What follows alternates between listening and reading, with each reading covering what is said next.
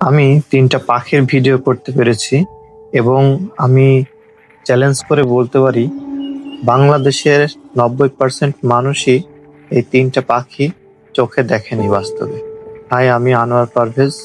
আমি মূলত পশু পাখির সাথে আমাদের দেশের মানুষের বা অন্যান্য দেশের মানুষের পরিচয় করিয়ে দিই এবং ভিডিও করি এবং আপনাদের সাথে মাঝে মধ্যে শেয়ার করি।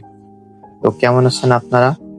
আজকে আমরা সিলেটে একটা জঙ্গলের ভিতরে আছি, একটা ওয়াচ টাওয়ারের উদ্দেশ্যে বের হয়েছি। তো আমরা শেষমেশ ওয়াচ টাওয়ারটায় উঠেছি, কারণ ওখানে একটা ফুল গাছ আছে এবং এই ফুল গাছে আপনার কিছু রেয়ার পাখি আসে, যে পাখিগুলা বাংলাদেশের সব জায়গায় দেখা যায় না, খুবই রেয়ার এগুলা।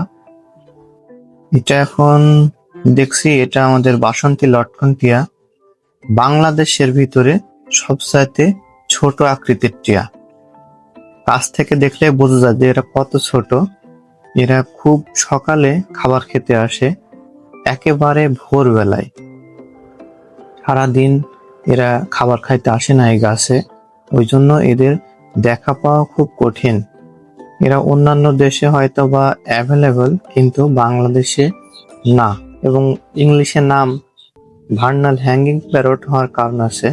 এরা শুনেছি রাতে যখন ঘুমায় তখন এরা গাছে উল্টো ভাবে ঝুলে ঝুলে ঘুমায়।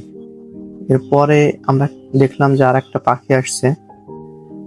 পাখিটার নাম ভায়োলেট কুক্কু বা বেগুনি কোকিল বা পাপিয়া, যাই বলেন। এটা বাংলাদেশের আমার দেখা সবচাইতে রেয়ার পাখির ভিতরে একটা, কারণ এরা মূলত কোকিল। এইরকম কোকিল আপনারা দেখেননি, আমি এটা গ্যারান্টি দিয়ে বলতে পারি। এটা দেখতে একেবারে জাম কালারের, এমন কোকিল আমিও জীবনে কোনোদিনই দেখিনি। আমার জীবনে দেখা সেরা কোকিলের একটি। তো এই বেগুনি কোকিলের ছবি তোলার পরে কিছু দেশি পাখির ছবি তুলেছি, তারপরে এমন একটা কোকিল পাখির ছবি তুলেছি যার কণ্ঠ শুনলে আপনিও পাগল হয়ে যাবেন। দেখতে একেবারে আমাদের এলাকার ফিঙ্গে পাখির মতো, মানে লোকাল ফিঙ্গে পাখির মতো। এর নাম হচ্ছে ফিঙ্গে পাপিয়া বা এশিয়ান ড্রঙ্গো কুক্কু। এদের কণ্ঠটা জাস্ট অসাধারণ।